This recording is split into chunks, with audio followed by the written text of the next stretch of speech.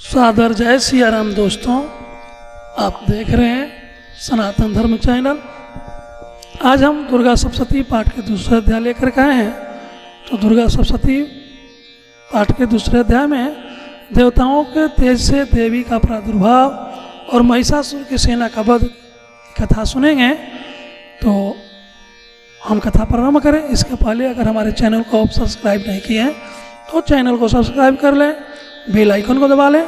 चलिए विनियोग करते हैं।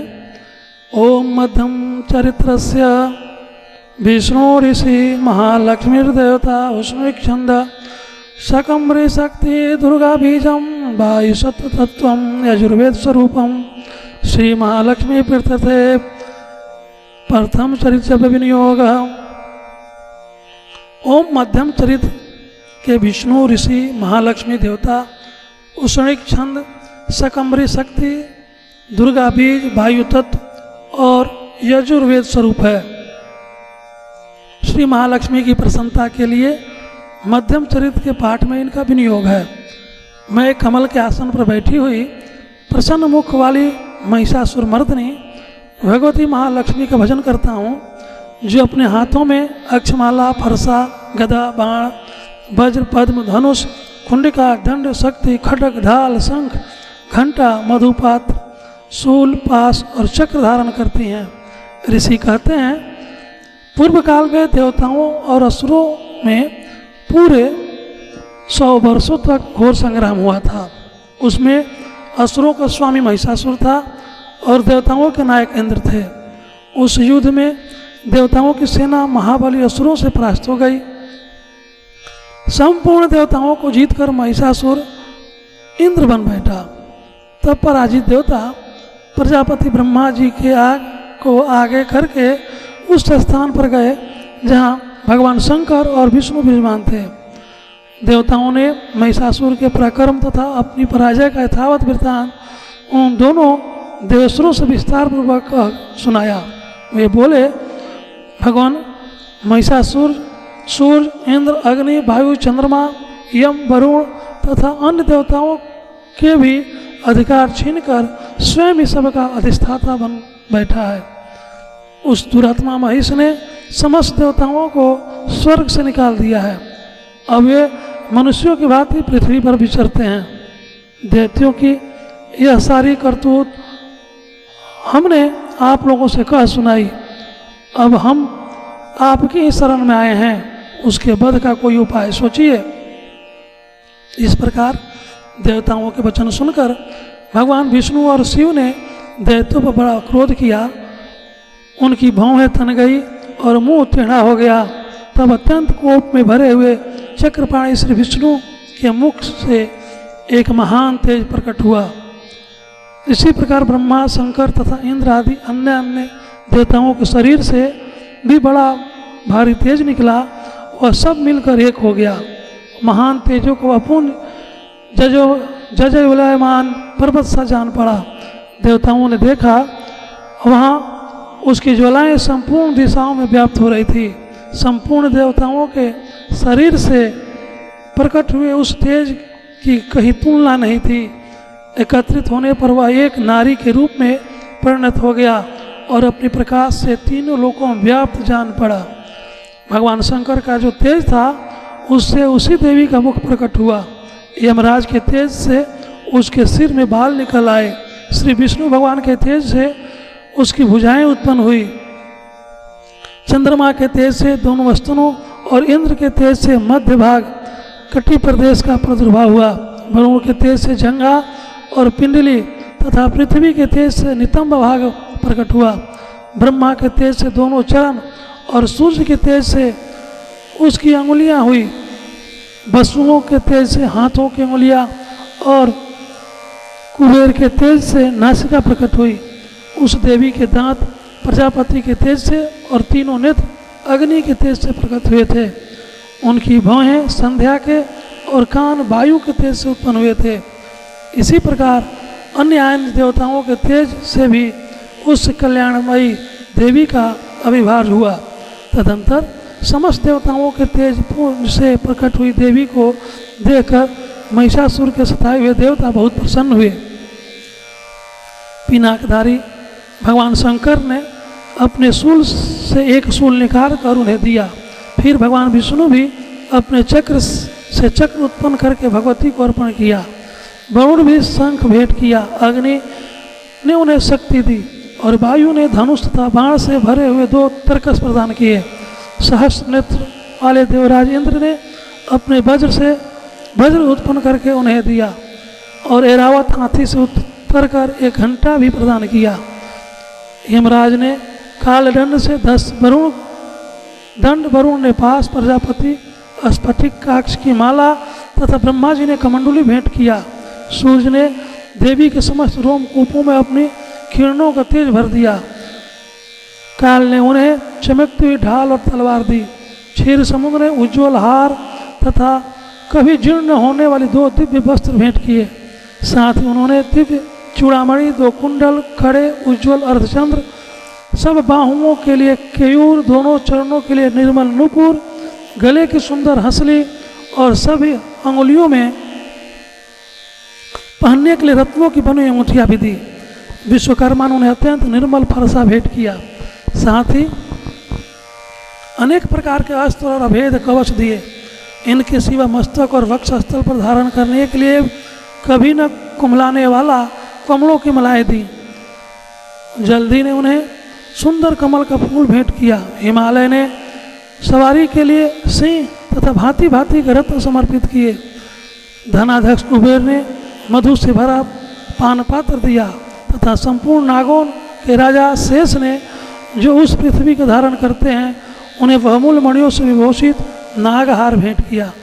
इसी प्रकार अन्य देवताओं ने भी आभूषण और वस्त्र शस्त्र देकर देवी का सम्मान किया। तत्पश्चात उन्होंने बारंबार अट्टहास पूर्वक उच्च स्वर से गर्जना की।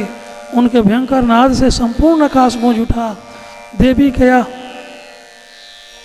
देवी का वह अत्यंत उच्च स्वर से किया हुआ सिंहनाद कहीं समा न सका। आकाश उसके सामने लघु प्रतीत होने लगा। उससे बड़े जोर की प्रतिध्वनि हुई, जिससे संपूर्ण विश्व में हलचल मच गई और समुद्र कांप उठे, पृथ्वी डोलने लगी और समस्त पर्वत हिलने लगे। उस समय देवताओं ने अत्यंत प्रसन्नता के साथ श्री वाहिनी भवानी से कहा, देवी तुम्हारी जय हो। साथ ही महर्षियों ने भक्ति भाव से विनम्र होकर उनका स्तुति किया। संपूर्ण त्रिलोकी को क्षोभग्रस्त देख दैत्यगण अपनी समस्त सेना को कवच आदि से सुसज्जित कर हाथों में हथियार ले सहसा उठकर खड़े हो गए। उस समय महिषासुर ने बड़े क्रोध में आकर कहा, यह क्या हो रहा है? फिर वह संपूर्ण असुरों से घिरकर उस सिंहनाद की ओर लक्ष्य करके दौड़ा और आगे पहुंचकर उसने देवी को देखा, जो अपनी प्रभा से तीनों लोकों को प्रकाशित कर रही थी। उनके चरणों के भार से पृथ्वी दबी जा रही थी। माथे के मुकुट से आकाश में रेखा से खींच रही थी तथा वे अपने धनुष की टंकार से 7 पटालों को क्षुब्ध किए देती थी। देवी अपनी हजारों भुजाओं से संपूर्ण दिशाओं को आच्छादित करके खड़ी थी। तदंतर उनके साथ दैत्यों का युद्ध छिड़ गया। नाना प्रकार के अस्त्र शस्त्रों से प्रहार से संपूर्ण दिशा में उद्भासित होने लगी। चिक्षुर नामक महान असुर महिषासुर का सेना नायक था। वह देवी के साथ युद्ध करने लगा। अन्य देवताओं की चतुरंगिणी सेना साथ लेकर चामर भी लड़ने लगा। 60,000 रथियों के साथ आकर उद्र नामक महादैत्य ने लुहा लिया। 1 करोड़ रथियों के साथ लेकर महाहनु नामक दैत्य युद्ध करने लगा, जिसके रोए तलवार के समान तीखे थे। वह असिलोमा नामक महादैत्य 5 करोड़ रथी सैनिकों सहित युद्ध में डटा 60 लाख रथियों से घिरा हुआ बास्कल नामक दैत्य भी उस युद्ध में भूमि में लड़ने लगा। परिवारित नामक राक्षस हाथीसार और घोड़ा सवारों के अनेक दलों के साथ 1 करोड़ रथी की सेना लेकर युद्ध करने लगा। विदाल नामक दैत्य 5 अरब रथियों से घिर कर लोहा लेने लगा। इसके अतिरिक्त और भी हजारों महादैत्य रथ, हाथी और घोड़ों की सेना साथ लेकर वहां देवी के साथ युद्ध करने लगे।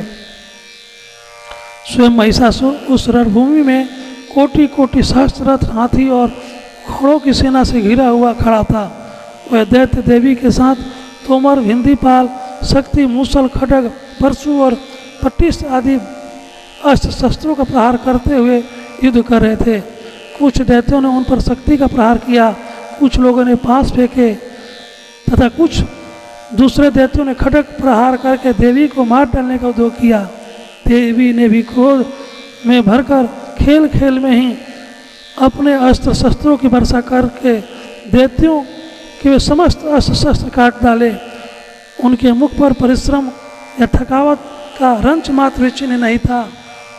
देवता और ऋषि उनकी स्तुति करते थे और वे भगवती परमेश्वरी दैत्यों के शरीर पर अस्त्र शस्त्रों की वर्षा करती रही। देवी का वाहन सिंह भी क्रोध भरकर गर्दन के बालों को हिलाता हुआ असुरों की सेना में इस प्रकार विचरने लगा मानो वनों में धवनाल फैला रहा हो।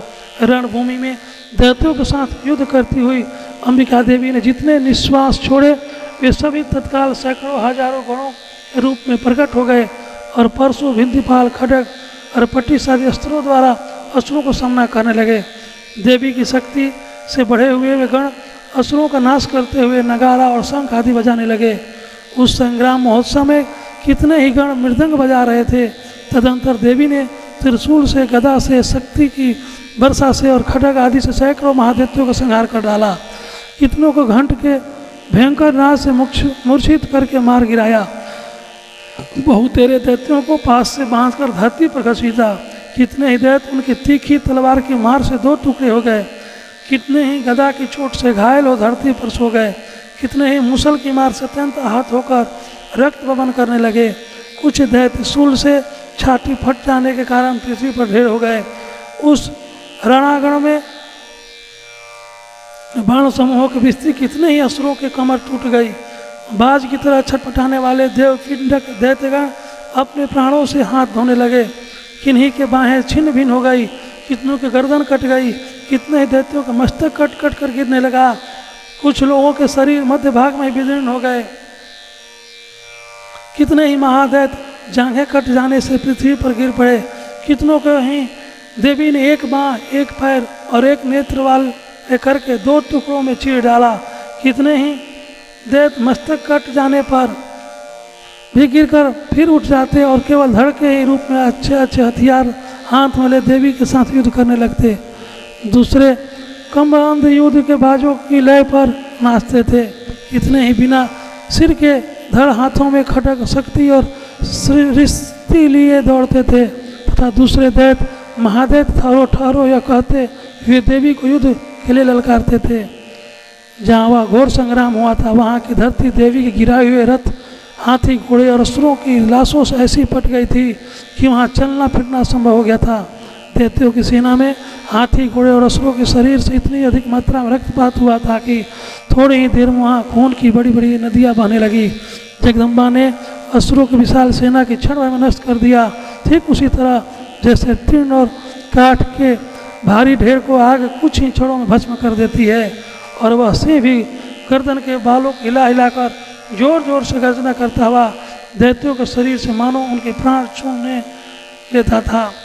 वहाँ देवी के गणों ने भी उन महादैत्यों के साथ ऐसा युद्ध किया जिससे आकाश में खड़े हुए देवतागण उन पर बहुत संतुष्ट हुए फूल बरसाने लगे।